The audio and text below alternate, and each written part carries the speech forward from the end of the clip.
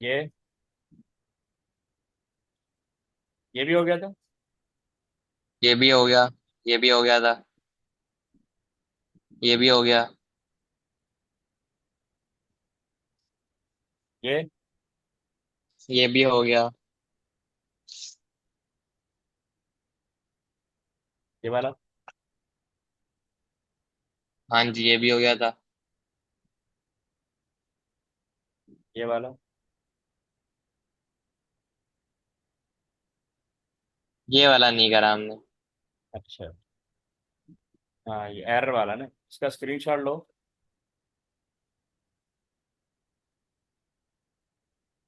ले लिया। ओके। और इसका भी स्क्रीनशॉट ले लो। तो ये ले लिया।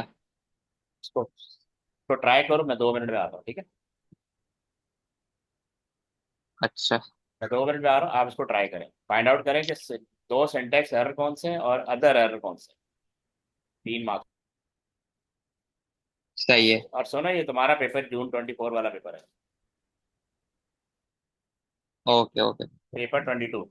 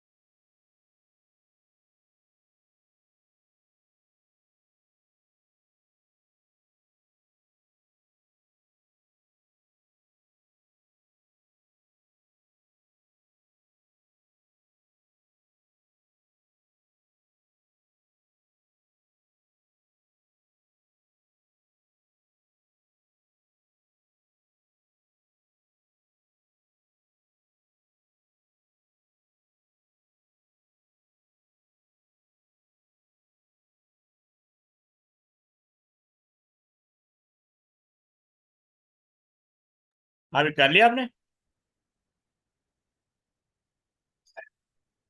जी सर, कर लिया। हो गया। अब क्या सिंटैक्स एरर है? मैं सिंटेक्स मैंने दो सिंटेक्स एरर तो कर लिए, अदर एरर नहीं पता मुझे। तो क्या है यहाँ पे, क्या लिखेंगे? मैंने पहला सिंटेक्स एरर लिखा है कि वो जो एंड केस तो कुछ होता नहीं है, एंड वाइल होता है। एंड वाइल तो वो होता है एंड नेक्स्ट। वाइल करे। नहीं, नेक्स्ट केस नहीं होता है वो। एंड वाइल होगा। एंड वाइल होगा। हाँ, एंड वाइल होएगा। अच्छा, और दूसरा? और उसके बाद वो किया कि वो जो एम परसेंट साइन होता है ना, वो कॉन्कैटिनेट करता है चीजों को, तो हाँ। यहाँ पे गलत इस्तेमाल हुआ है। किसके साथ गलत इस्तेमाल हुआ हुआ है?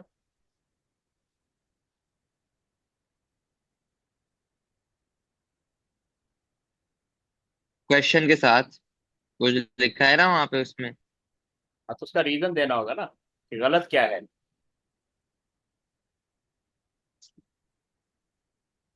अच्छा, वो मैंने तो लिखा है incorrect use of M percent बस। नहीं हो रही वो तो ये तो तुमने आइडेंटिफाई किया, उसका रीजन भी तो दोगे ना। रीजन क्या है, क्यों इनकरेक्ट है? क्या रीजन हो? अच्छा चलो, अदर एरर बिकॉज वो बताओ। दो चीजों को कॉन्कैटिनेट करता है। नहीं, वो तो करता है, वो तो उसका फंक्शन है ना। पकड़ा तो तुमने सही है, मतलब एरर की जो जगह है वो तो सही जगह पकड़ी है, लेकिन उसके पीछे जो रीजन है वो आइडेंटिफाई नहीं हो पा रहा। अच्छा चलो, अदर एरर बताओ। अब ये नहीं मुझे पता, ये बताए। अच्छा, वो बताता हूँ नहीं मैं। पता ना, वही तो नहीं पकड़ पा रहा। अच्छा, अदर एरर भी नहीं पता पता लग रहा है। नहीं। ठीक है। ओके, देखो मैं बताता हूँ। ये देखो, पहला एरर तो तुमने बता दिया कि यहाँ पे नेक्स्ट इंडेक्स की जगह पे एंड वाइल होना चाहिए, ठीक है। एक मार्क तो तुम्हें मिल गया है। सही है। अब ये तुमने ये भी सही आइडेंटिफाई किया, M percent use to concatenate integer. M percent integer को कॉन्केटिनेट नहीं कर सकता, क्योंकि इंडेक्स जो है ना वो मेरे ख्याल नंबर है ना। सही है। इंडेक्स नंबर क्यों, कैसे पता लगेगा? सही सा। हमें कैसे पता लगेगा इंडेक्स नंबर है? क्योंकि यहाँ जीरो स्टोर हो रहा है ना। वो ऊपर बताया वैसे। हाँ, बताया भी होगा, ठीक है। बताया भी होगा, लेकिन वैल्यू से ही पता लग रहा है। और फिर ये इंडेक्स जहर यहाँ पे इंडेक्स 0 से लेके 100 चले, 200 चलेगा, इसका मतलब ये नंबर ही हो सकता है। ठीक है। तो अच्छा है। समझ गया। अच्छा, एक तो ये दो हो गए ना, कि इसको हम एम परसेंट साइन को नंबर के साथ, ये नंबर है ना, या एक्चुअली ये नंबर है। ओके। उसके बाद लिखा हुआ access element outside range. Access element 0, अच्छा यहाँ ये है logical error, kind of that. ये कहाँ पे आपका यहाँ की मेंशन है? हाँ, the first element has index value 1। The first element has index value 1, ठीक है। और क्या कहते हैं, a procedure process is written to initialize the value। ये इंडेक्स की वैल्यू यहाँ 0 से स्टार्ट हो रही है, इसको 1 से स्टार्ट होना चाहिए।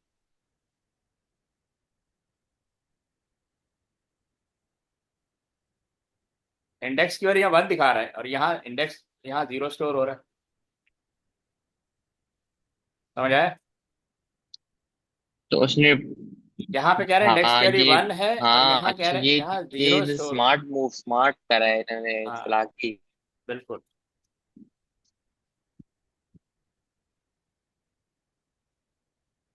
सही है। सही है, समझ गया, समझ गया। यस। ये लिखा ना, एक्सेस एलिमेंट आउटसाइड रेंज और एक्सेस एलिमेंट 0, ये 0 से स्टार्ट होगा ना, और वहाँ क्या रहा 1 है। सही, समझ गया। अब ये कह रहे हैं, इसको पढ़ो जरा, जल्दी से बताओ।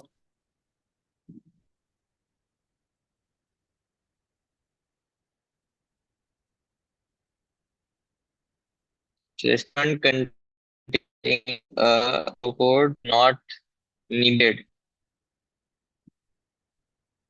अच्छा जी।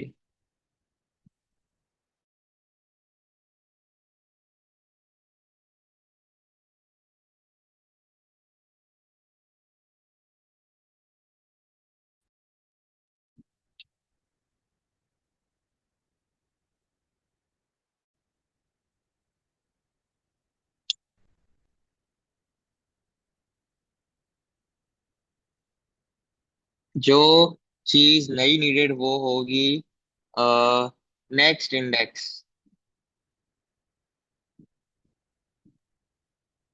नेक्स्ट इंडेक्स नहीं नहीं, वो तो एरर था ना।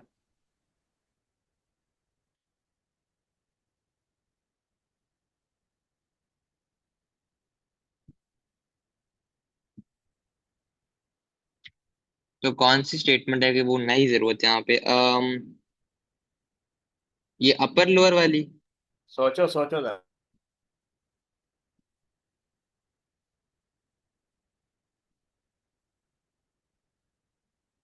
वो इंडेक्स की वैल्यू 0। नहीं अभी नहीं, और देखो और सर्च करो।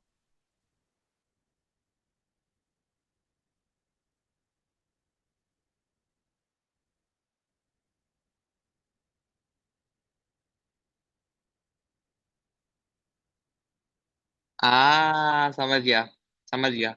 कोई ये जो आउटपुट वाली है, कंप्लीट इंडेक्स टाइम्स।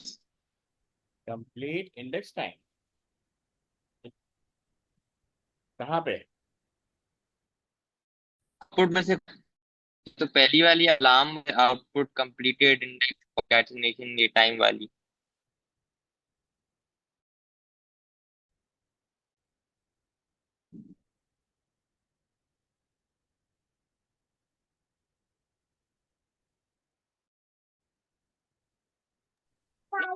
अच्छा अच्छा, देखो इसमें एरर ये है, ये इसकी नहीं, एरर नहीं हाँ मतलब मैं इसकी वही तो कह रहा हूँ, आउटपुट ये आइडेंटिफाई कैसे हुआ? वो इस तरह के देखो, ये जब इंडेक्स को डिवाइड करोगे ना मॉड से, मॉड आपको रिमाइंडर देता है, मॉड आपको क्या देता है? हाँ। रिमाइंडर। रिमाइंडर या तो जीरो आएगा या वन आएगा, थर्ड तो ऑप्शन होता ही नहीं है, तो इसकी क्या जरूरत है? सही है, इसकी जरूरत नहीं है। हाँ, समझ आई? दोबारा समझाएं, दोबारा समझाएं जरा। देखो, अगर जैसे ये मॉड में कोई वैल्यू आ रही है, जैसे मैं 10 है, इसको डिवाइड बाय 2 करता हूँ, हाँ। 2 5 10 आएगा, रिमाइंडर क्या आएगा? जीरो आएगा। रिमाइंडर क्या है? बिल्कुल। तो ये ट्रू हो गया, तो ये चल जाएगा। और अगर मैं कहता हूँ 9 जी। 2 2 4 द 8, रिमाइंडर क्या है? 1, तो ये ट्रू हो जाएगा। तो ये तो कभी भी चलेगा, ये तो कभी भी शो हाँ, होगा, परफॉर्म ही नहीं होगा ना, तो इस लाइन की जरूरत नहीं है। कह रहा है कौन सी लाइन अननेसेसरी है? समझ गया, मैं समझ गया, समझ गया। ये देखो, the otherwise statement explanation, the result of mod 2 can only be 0 or 1।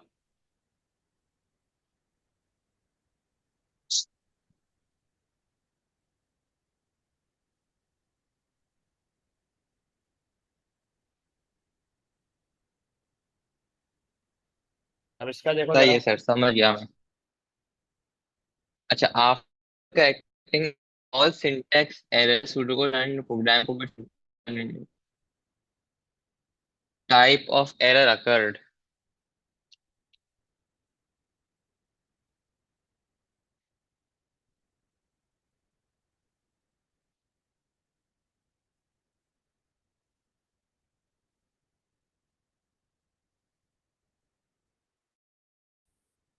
अच्छा जी, सिंटैक्स एरर भी क्लियर हो गए, सारे error type of error occurred.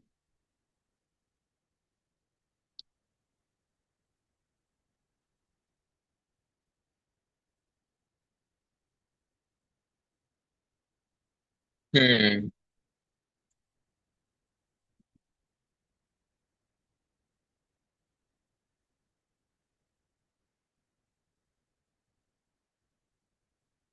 देखो हमने सिंटैक्स एरर तो फाइंड कर लिए, ये कह रहे अदर टाइप कौन सी एरर की हो सकती है इस सिचुएशन में।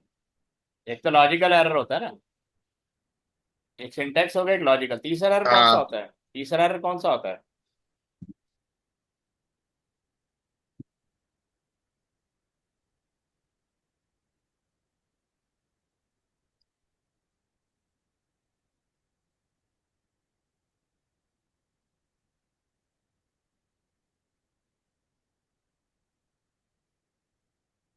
नहीं समझ आ रहा?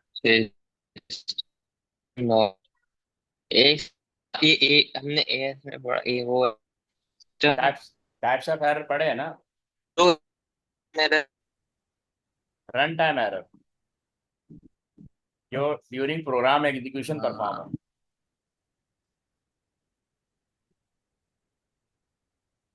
सही है? सही है। अब इसका स्क्रीनशॉट लो। अब ये देखो ना, ये कोड लिखना होगा, ये अल्लाह माफ करे तो बा ले जा।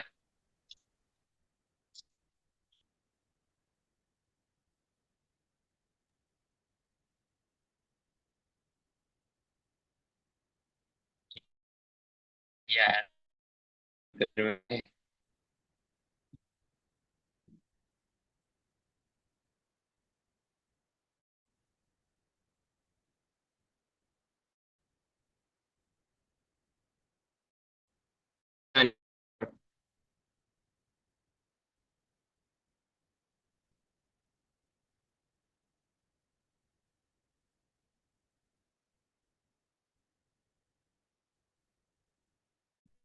हाँ भी ले लिया।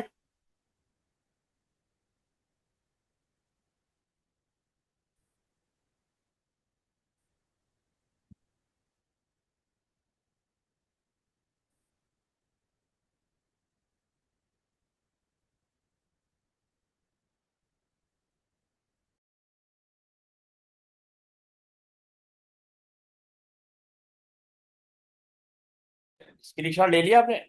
ये आगे और भी है ना?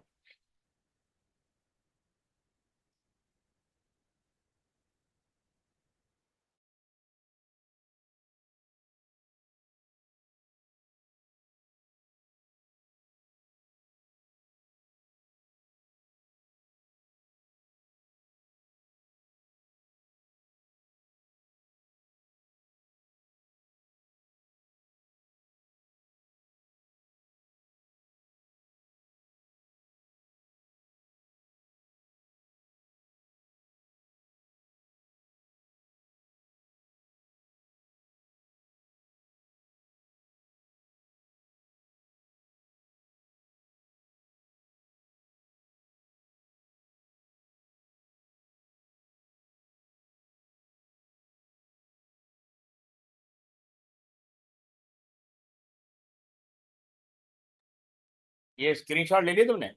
इसका ले लिया? हेलो?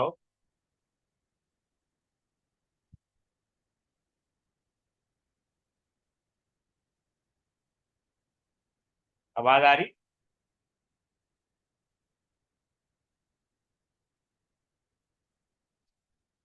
Hello hello hello?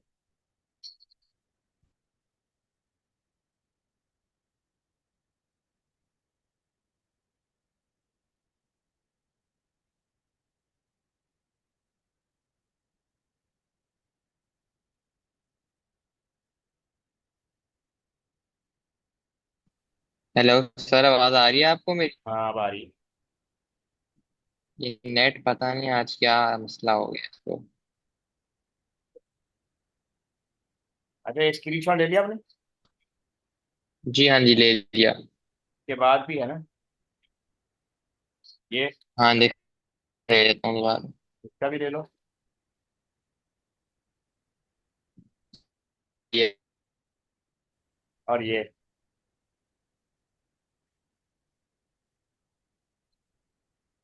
सही है, फंक्शन वो ट्रिम। हाँ, मैं 1 मिनट में आ रहा हूँ, तुम इसको ट्राई करो, अंडरस्टैंड करो, ठीक है। जाओ।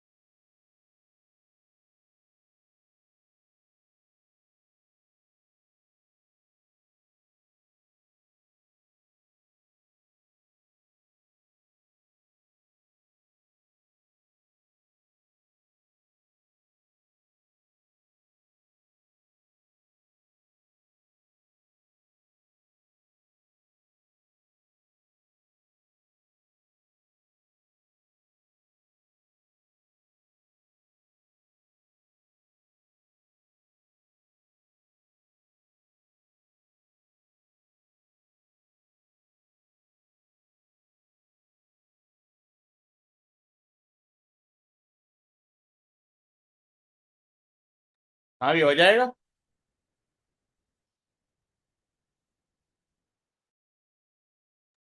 सो ट्राई कर रहा हूँ, 5 मिनट दें। हाँ ट्राई करो।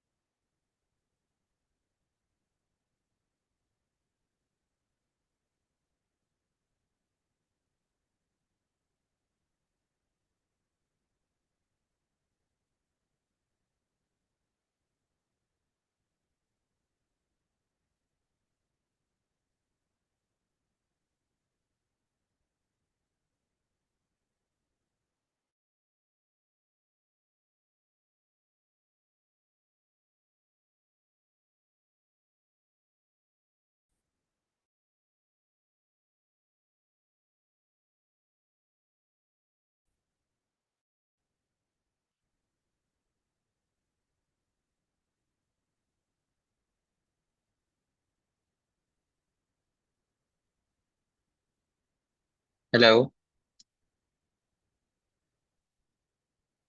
हाँ भी। ये जरा समझाएं कैसे होगा। चलो सही है।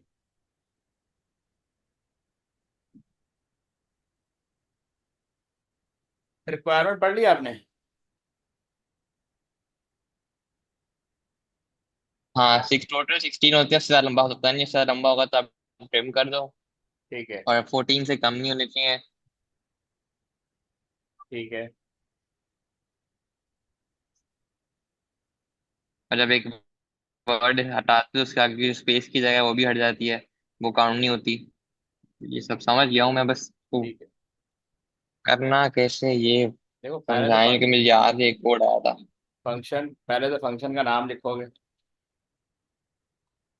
फिर फंक्शन का नाम लिखोगे, और ब्रैकेट, ये तो ऑलरेडी उन्होंने दिया हुआ है, ठीक है, पैरामीटर है और स्ट्रिंग, और रिटर्न क्या कर रहा है, स्ट्रिंग। ये पैरा, इसका इनपुट भी स्ट्रिंग है, इसका आउटपुट भी स्ट्रिंग है, ठीक है, एज पर, क्योंकि ओल्ड स्ट्रिंग को उसने ट्रिम करना है, सही ठीक है। है। अच्छा, अब इन्होंने दो कांस्टेंट ले लिए, एक तो ये ट्रिपल डॉट्स और स्पेस, प्रोग्राम में इसकी रिक्वायरमेंट, ठीक है। अब ये चेक करेगा इफ लेंथ ऑफ नेम, जैसे आपने बताया 16 से ज्यादा है, तो क्या करेगा, रिटर्न नेम। छोटा करेगा उसको।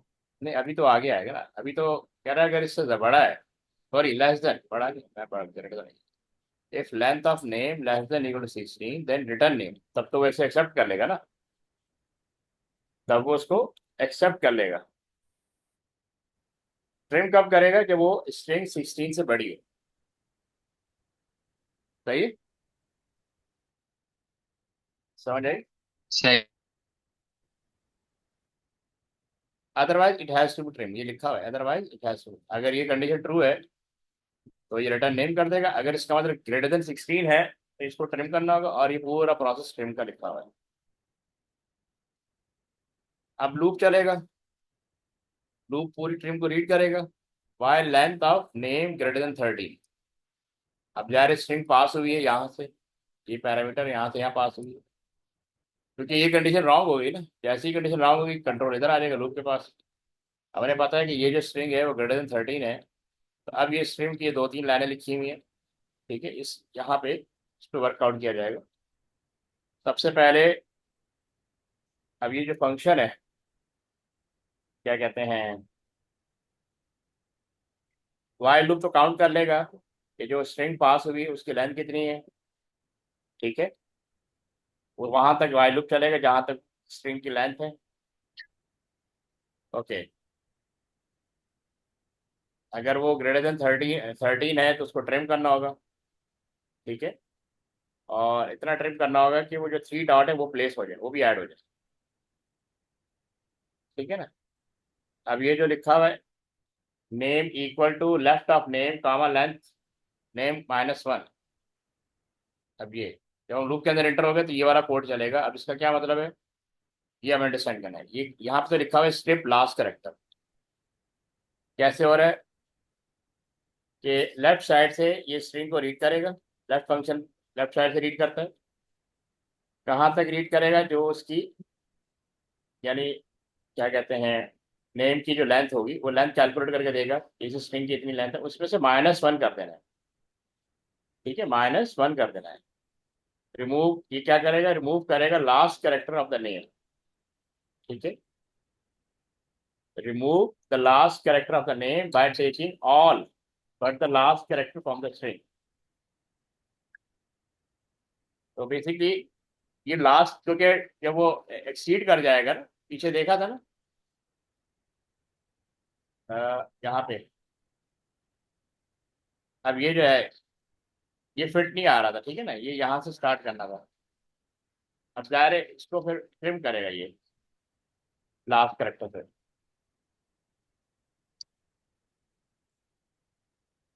अच्छा।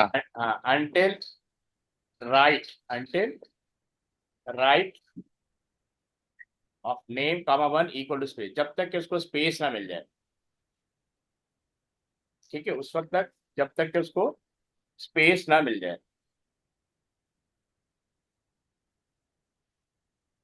ठीक है। ये राइट वाला फंक्शन दोबारा समझाया मुझे। कह रहा है कि उस लूप उस वक्त तक चलता रहेगा, या ट्रिम उस, देखो उस वक्त तक ट्रिम करता रहेगा जब तक के स्ट्रिंग के बाद स्पेस ना मिल जाए।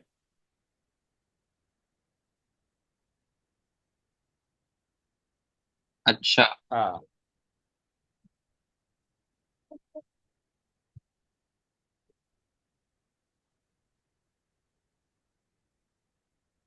मतलब मिडल से कट करने के बजाय वो राइट साइड से कट करेंगे, ताकि जैसी स्पेस आएगी वहां पे उसको रोक देंगे, ट्रिम करने रोक देंगे।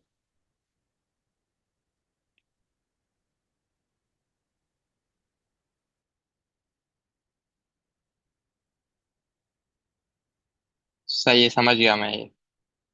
ठीक है।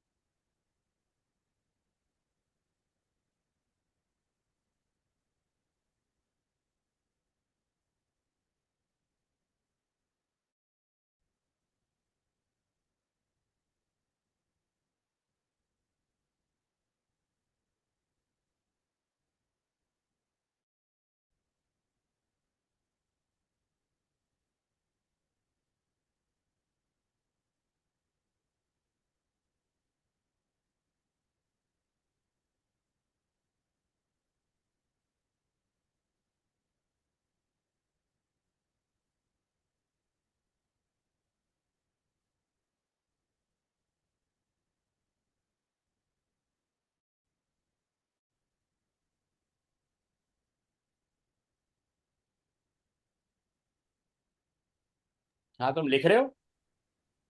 जी सर, मैं नोट डाउन कर रहा हूँ।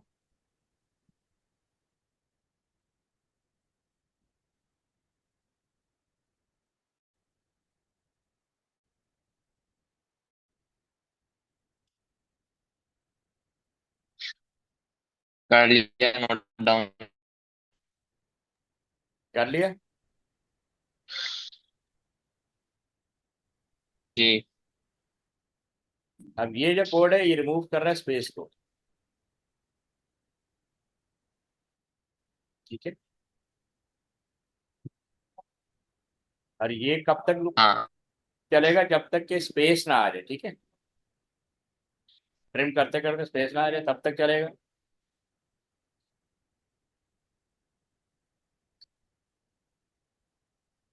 जब तक स्पेस था। हम्म।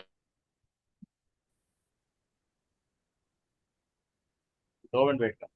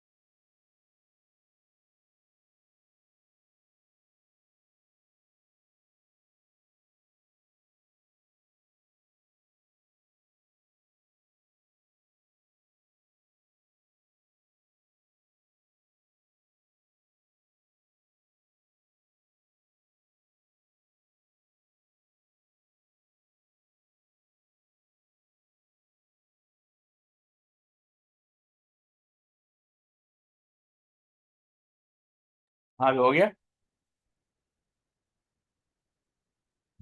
ये इसकी मार्किंग पॉइंट है।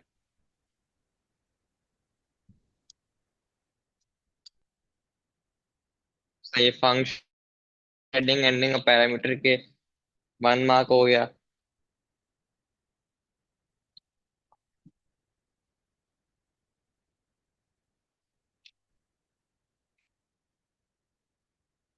इसमें मुझे अच्छी तरह याद है, मैंने इसमें 3 मार्क्स आए होंगे मेरे, क्योंकि मैंने लेंथ इक्वल टू ग्रेटर 16 वाला करा था। मैंने कॉन्कैटनेट डॉट्स एंड रिटर्न रिजल्ट किया था। और मैंने एनी कंडीशनल लूप लगा दिया था। बाकी का नहीं मुझे आइडिया, बट मैं समझ गया हूँ अब। वो पेपर डॉक्स की वीडियो आपने जो भेजी ना, वो बड़ी काम की है, उससे मैंने पूरी टेस्टेबल 3 4 बार करी, वो ऐसी वीआईपी हो गई है अब।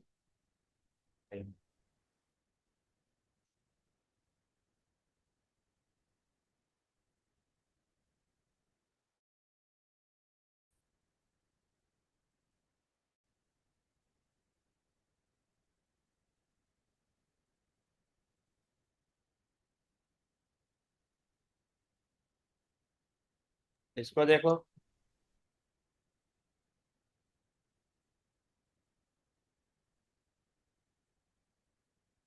Music stored as sequence samples.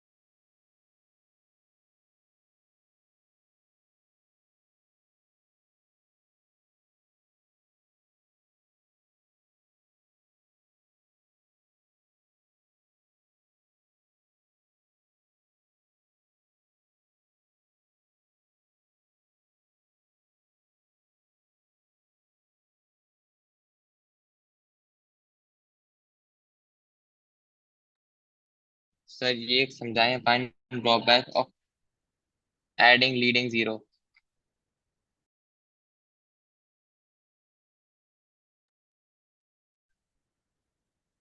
हाँ, वो ये कह रहा है कि the example sample will be stored in the text file as a single line ना। ये जीरो यहाँ पे भी आ रहे हैं, फिर जीरो आ रहे हैं, फिर जीरो आ रहे हैं। यार ये बस फाइल का साइज बढ़ा रहे हैं, हाँ, है ना। फाइल का साइज बढ़ा रहे हैं, बिल्कुल। Identify one drawback of adding leading zero connected to each numeric string. Increasing the file size. हाँ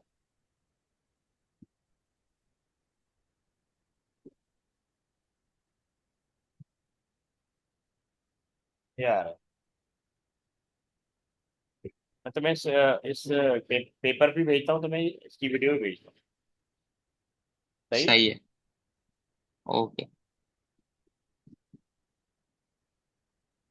ये पढ़ लो। Suggest an alternative method of storing the samples which does not involve adding leading zeros, but which would still allow each individual sample to be extracted. Alternative method to store the samples. Just not a leading zeros characters.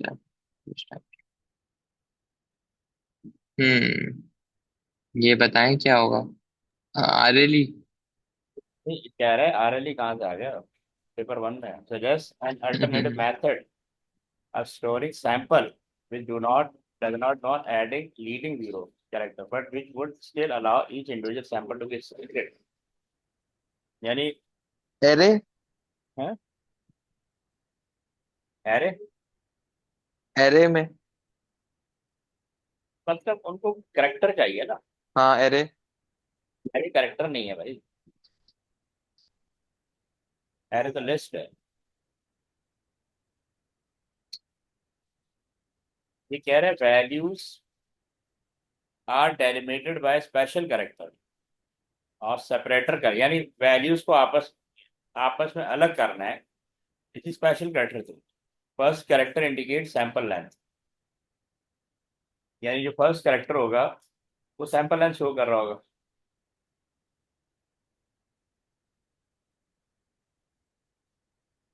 Separator character.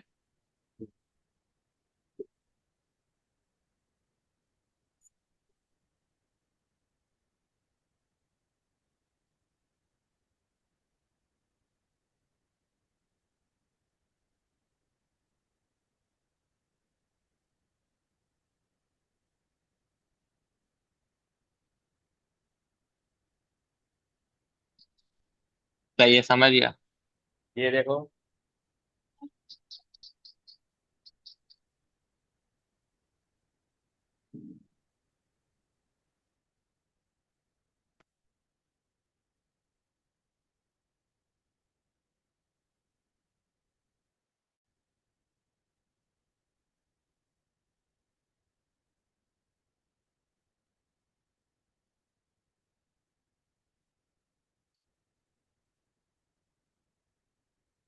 State one drawback of the alternative method given in part B.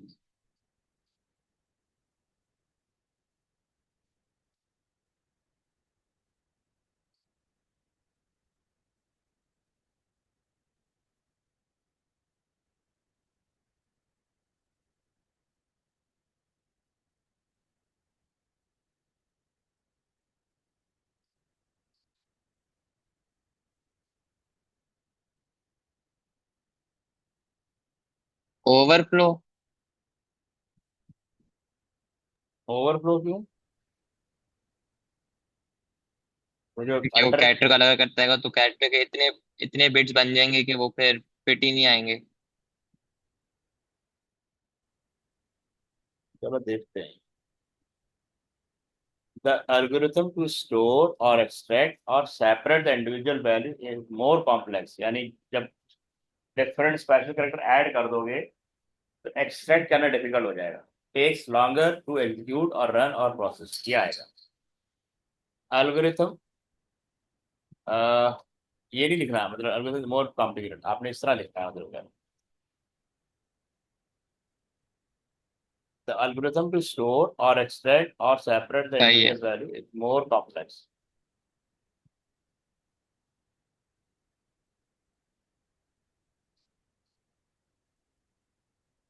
समझ गया।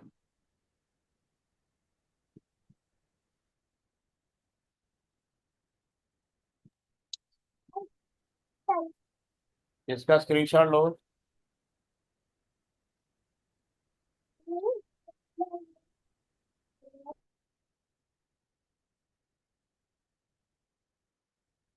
ले लिया। इसका भी ले लो। ले लिया। अब सोचो क्या आंसर होगा। 2 मिनट है तुम्हारे पास। अच्छा जी। सब मॉड्यूल्स निकाल लेना हमने।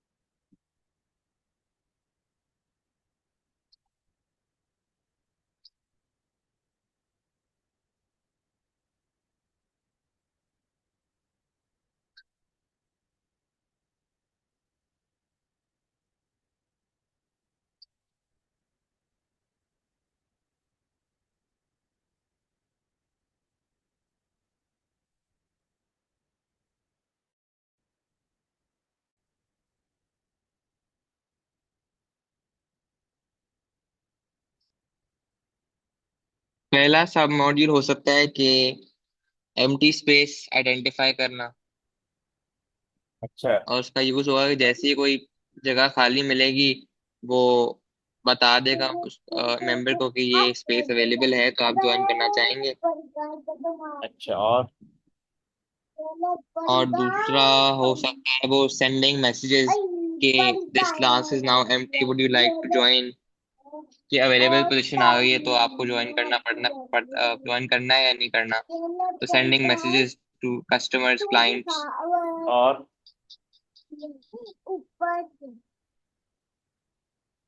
तीसरा समझ नहीं आ रहा है क्या होगा भाई। चलो डिस्कस कर लेते हैं। पहला है आइडेंटिफाई मेंबर। अगर जगह खाली है तो उसको ऐसे लिखे आगे। हाँ, तो ये एक इजी वाला था, आइडेंटिफाई मेंबर, सही है। हाँ। तो और ये यूज बताओगे identify club member who has express an interest in given class. फिर है get membership number. Get member phone number ये एक और मॉड्यूल बनेगा। ये क्या करेगा get the mobile phone number of a member. ठीक है। थर्ड है क्रिएट मैसेज। तो मेरे 2 मार्क मिल जाते इसके अंदर। हम्म। तीसरा क्रिएट मैसेज है generate a text message to a number. ये तुमने बताया सेंड मैसेज। तो सेंड अ टेक्स्ट हाँ, मैसेज कि टू कोई क्लास एम्प्टी है अ तो आप लोग मेंबर। ज्वाइन कर लें। हाँ। Send a text message to member in the waiting list. इन चारों में से कोई तीन बता रहे हैं।